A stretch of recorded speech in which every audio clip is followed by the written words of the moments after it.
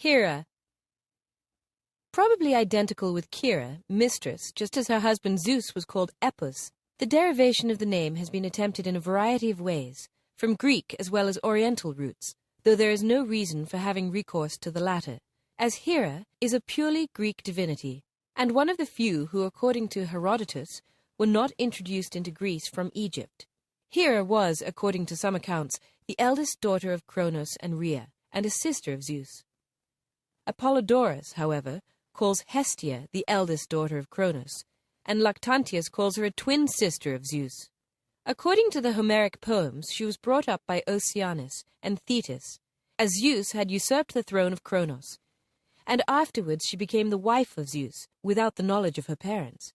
This simple account is variously modified in other traditions. Being a daughter of Cronos, she, like his other children, was swallowed by her father, but afterwards released, and according to an Arcadian tradition, she was brought up by Temenus, the son of Pelasgius. The Argives, on the other hand, related that she had been brought up by Euboea, Prosimna, and Acrea, the three daughters of the river Asterion, and according to Olin, the Horae were her nurses. Several parts of Greece also claimed the honor of being her birthplace. Among them are two, Argos and Samos, which were the principal seats of her worship. Her marriage with Zeus also offered ample scope for poetical invention, and several places in Greece claimed the honor of having been the scene of the marriage, such as Euboea, Samos, Knossos in Crete, and Mount Thornax in the south of Argolis. This marriage acts a prominent part in the worship of Hera. On that occasion all the gods honored the bride with presents, which was watched by the Hesperides in the garden of Hera. The Homeric poems know nothing of all this, and we only hear that after the marriage with Zeus, she was treated by the Olympian gods with the same reverence as her husband. Zeus himself, according to Homer, listened to her counsels and communicated his secrets to her rather than to other gods. Hera also thinks herself justified in censoring Zeus when he consults others without her knowing it, but she is, notwithstanding, far inferior to him in power. She must obey him unconditionally, and like the other gods, she is chastised by him when she has offended him. Hera, therefore, is not like Zeus, the queen of gods and men, but simply the wife of the supreme god. The idea of her being the queen of heaven with regal wealth and power is of a much later date. There is only one point in which the Homeric poems represent Hera as possessed of similar power with Zeus, viz., she is able to confer the power of prophecy. But this idea is not further developed in later times. Her character, as described by Homer, is not of a very amiable kind, and its main features are jealousy, obstinacy, and a quarreling disposition which sometimes makes her own husband tremble. Hence there arise frequent disputes between Hera and Zeus, and on one occasion Hera, in conjunction with Poseidon and Athena, contemplated putting Zeus into chains. Zeus in such cases not only threatens but beats her, and once he even hung her up in the clouds, her hands chained, and with 2 anvils suspended from her feet. Hence she is frightened by his threats, and gives way when he is angry, and when she is unable to gain her ends in any other way, she has recourse to cunning and intrigues. Thus she borrowed from Aphrodite the girdle, the giver of charm and fascination, to excite the love of Zeus. By Zeus she was the mother of Ares, Hebe, and Hephaestus. Properly speaking, Hera was the only really married goddess among the Olympians, for the marriage of Aphrodite with Ares can scarcely be taken into consideration, and hence she is the goddess of marriage and of the birth of children. Several epithets and surnames contain allusions to this character of the goddess, and the Ilithiae are described as her daughters.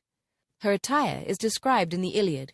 She rode in a chariot drawn by 2 horses, in the harnessing and unharnessing of which she was assisted by Hebe and the Horae. Her favorite places on earth were Argos, Sparta, and Mycenae. Owing to the judgment of Paris, she was hostile towards the Trojans, and in the Trojan War she accordingly sided with the Greeks. In the Iliad she appears as an enemy of Heracles, but is wounded by his arrows, and in the Odyssey she is described as the supporter of Jason. It is impossible here to enumerate all the events of mythical story in which Hera acts a more or less prominent part.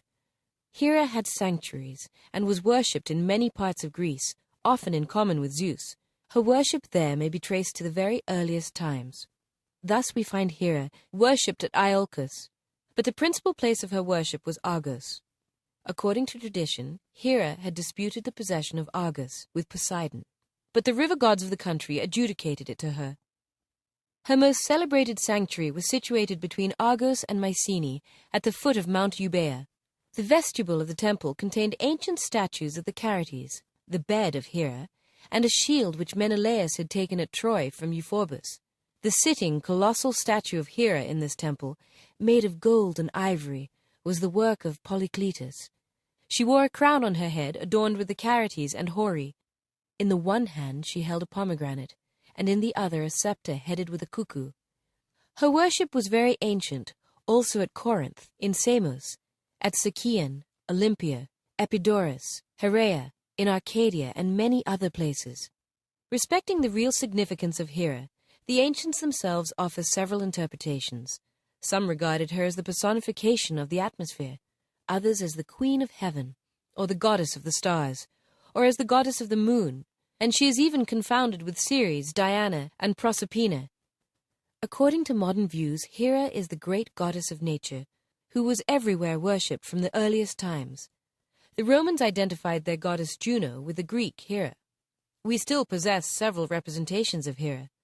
The noblest image, and which was afterwards looked upon as the ideal of the goddess, was the statue by Polycletus. She was usually represented as a majestic woman at a mature age, with a beautiful forehead, large and widely opened eyes, and with a grave expression commanding reverence. Her hair was adorned with a crown or diadem. A veil frequently hangs down the back of her head to characterize her as the bride of Zeus, and in fact, the diadem, veil, scepter, and peacock are her ordinary attributes. A number of statues and heads of Hera still exist.